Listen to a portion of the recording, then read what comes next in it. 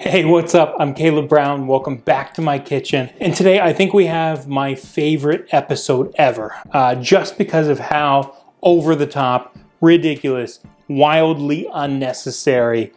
A couple weeks ago I was thinking, what are some just classic foods that if I jammed them together, my childhood self would just be ecstatic, just be thrilled. So I came up with the idea of making Pop-Tarts out of Doritos, then filling them with a Mountain Dew jelly, then making an icing that's caffeinated. So this is like the trifecta of things I would have wanted when I was like 12 years old, for better or worse, and definitely probably worse. So if you remember from just like 2 episodes ago, we made Coca-Cola jelly.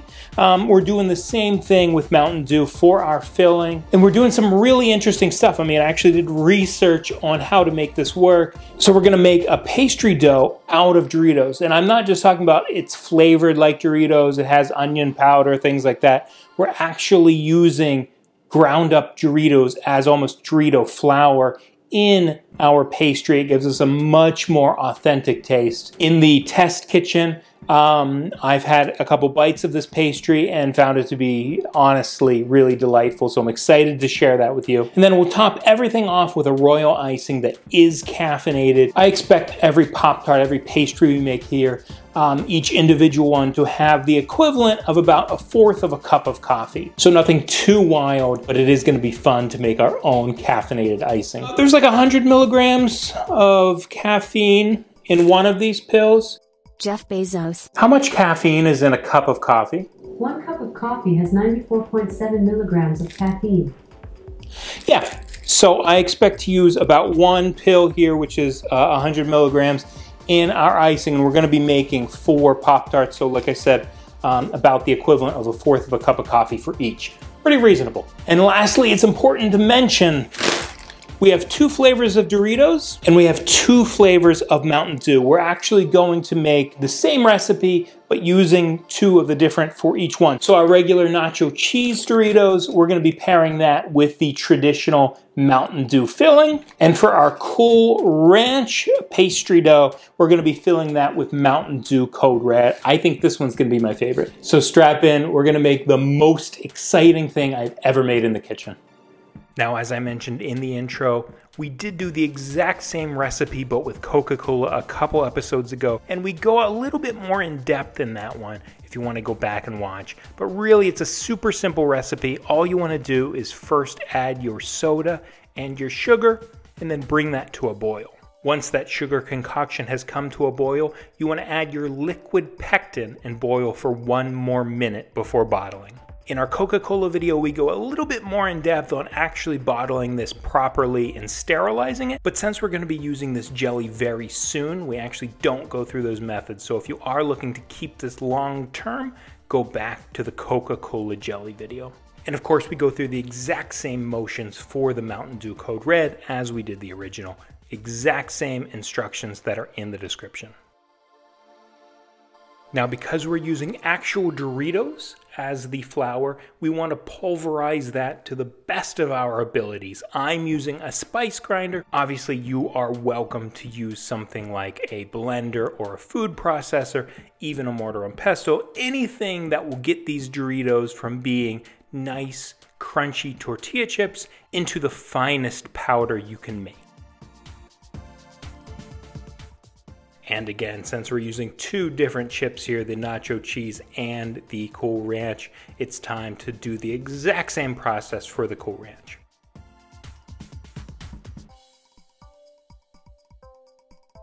Now, the Doritos by themselves won't make a stable enough pastry dough. So in this stage, we're gonna add a little bit of Vital Wheat gluten as well as regular all-purpose flour and blend that together. Again, the full recipe is in the description. Now it's time to add our butter, and we are adding a lot of butter. And for pastry dough, it is best to have your butter as cold as possible. So take it right out of the fridge and then grate it or finely chop it into very small pieces and add it to your flour mixture. Finally, it's time to add some water, and that's not just any water. If you can't see from the video, there are ice cubes in that water. You want that water to be very, very cold, and then just give it a stir.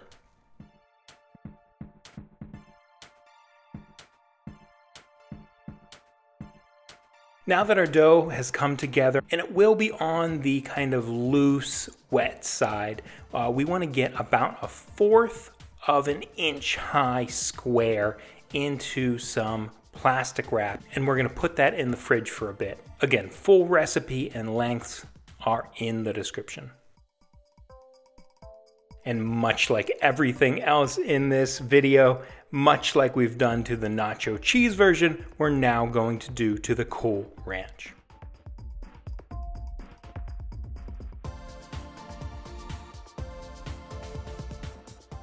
Now it's time to make our icing, and it's very simple. This consists of egg white. I like to just use my fingers and kind of keep the yolk from entering the bowl.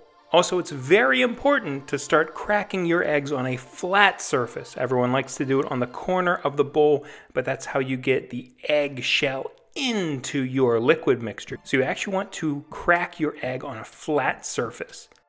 Next, we're going to add just a little bit of vanilla extract, and we're going to blend until we're very bubbly. Once the bubbles have formed after a couple of minutes, you're going to want to slowly incorporate your powdered confectioner's sugar. And every once in a while, you're going to want to stop your mixer and kind of scrape down the edges. And now for the step that you will not find in most cookbooks. You're going to want to take a caffeine pill and pull both ends apart and release the contents into your icing, then give it one final mix. While optional, the last step is to add some food coloring, preferably for each if you're making both flavors, so that you can easily tell them apart. After our dough has been in the fridge for a bit, again, full recipe in the description, we're going to want to roll them out to be pretty thin. I'm talking like 1/8 of an inch, if not thinner. Quite small. Again, these are going to be doubling up with the jelly in between, so they will kind of quickly build themselves up. But they're going to be pretty thin pieces of dough. And you just want to cut those out into squares in the shape of a Pop-Tart. If you want to use some kind of stencil, an actual Pop-Tart to kind of make sure that you're getting the right size, you're welcome to. Because I didn't care too much about the sizes, I eyeballed them. Now that we have both our top and bottoms cut out for each one, we're going to add our respective jellies, and you really do not want a ton of this in here. They can pretty easily kind of spill out over the edges, even if you have a pretty nice tight seal around the whole thing. So you really just want a thin layer in between. Once you're happy with the amount of jelly on the inside, you're going to want to add your top layer and then go around all 4 edges with a fork to get a nice seal. And into the oven they go. For me, it was about 25-30 minutes, but you'll want to use the recipe in the description. Okay, and out from the oven, enough that I can touch this. We're looking great. We're looking really, really good. And I'm gonna pop these into the freezer just to firm them up while we kind of prep our icing. So I'm gonna pop them in now. Now there's a ton of ways you can do sprinkles. You can also omit sprinkles because they really don't add anything flavor-wise, but we all know we like looking at sprinkles, right?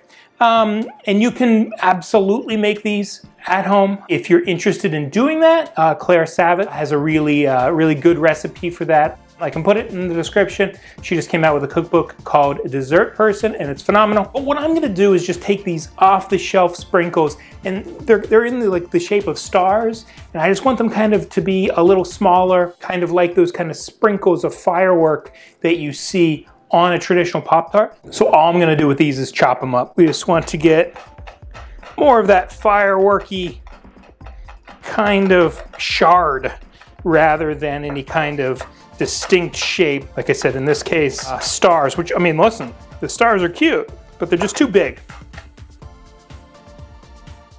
And then we're just going to put our little fireworks into a little bowl like this. I would play that Katy Perry song, but I would get a copyright strike, so we'll avoid that. And I think our icing is like room temperature enough. Yeah, it totally is, that we can start icing our Pop-Tarts, so why not do that now? Now, I personally don't really bake that much, so I don't have a bunch of kind of fancy baking tools. I'm just going to use a butter knife to kind of perfectly and evenly get that icing out there. I think it's going to work just fine. All right, and we're officially back with the dumbest thing I've ever made in my life. I think we have good colors going on here, though. This is our Cool Ranch Dorito with a Code Red filling. I can tell by the icing color. And on the inverse, we have our traditional nacho cheese with the regular Mountain Dew. Icings are the same, just different colors. And remember, this is caffeinated. So we have 100 milligrams of caffeine spread across all 4 of these. So each one is roughly about 1/4 of a cup of coffee. If you eat all 4 of these, which I don't recommend, you'll have about the caffeine content of 1 coffee, and that will get you going in the morning. Without further ado, let's take a bite. Start out, you know what, let's go traditional. Let's go traditional and start out with nacho cheese and regular Mountain Dew filling. Cheers. So I'm sad to report that these are way better than they should be. But I mean, they taste evil. They truly do. They taste like all of these just terrible fast food things smashed together, which I suppose is exactly what they are. But tremendously salty from the Dorito. You actually get a nice kind of pastry crumble. They're actually probably crumbling a little bit too much, but I'm really impressed by that texture. It really does feel like a really delicate, buttery pastry texture, and I like that. The traditional Mountain Dew filling really coming in strong, very sweet. But you actually do get the flavor. I think that I haven't taken a bite of the other, of the Code Red, but you can taste that it's Mountain Dew, which is a little bit weird, to be honest. But I mean, that's what we set out to create today, right? So with that kind of understanding of the palate and the flavor profile of our traditional one, let's go ahead and take a bite of our Cool Ranch and Red Alert center.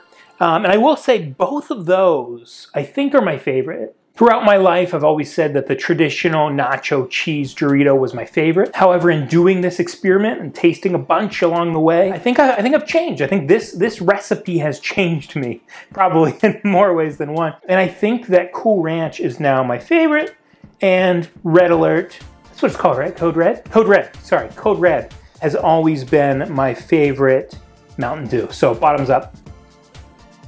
So that's really interesting. I'm glad that I kind of covered my favorite because that changes in Pop-Tart form. It's just a lot more pleasant. Even though it sounds weird to bite into nacho cheese, biting into nacho cheese is a lot more pleasant. Biting into that like ranchy flavor is just a little bit weird, you know, when you're expecting this sort of sweet, delicate pastry. So I absolutely think that the traditional works better. And I even think traditional Mountain Dew works better. The green stuff works better. There's just more of a flavor profile for whatever reason that comes through there. With the Mountain Dew Code Red, it's just, it's actually more sugary. There's like a less defined flavor, which is interesting. It's just sugar. In these recipes, these 2 jellies that we made, totally identical, exact proportions for each, so you would think that the flavor profiles of the sodas would come through similarly, but they don't. They don't. Traditional Mountain Dew has a much bigger, bolder, more defined flavor,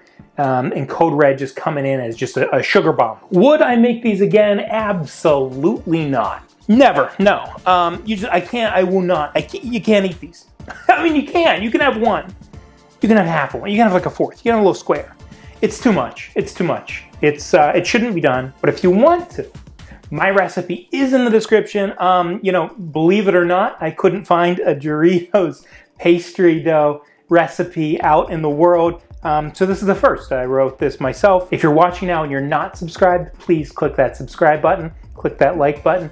And let me know in the comments if there's anything you would like to see, because I've got a laundry list of things I'd like to make, but I'd rather hear from you. So thanks again, and I'll see you next time.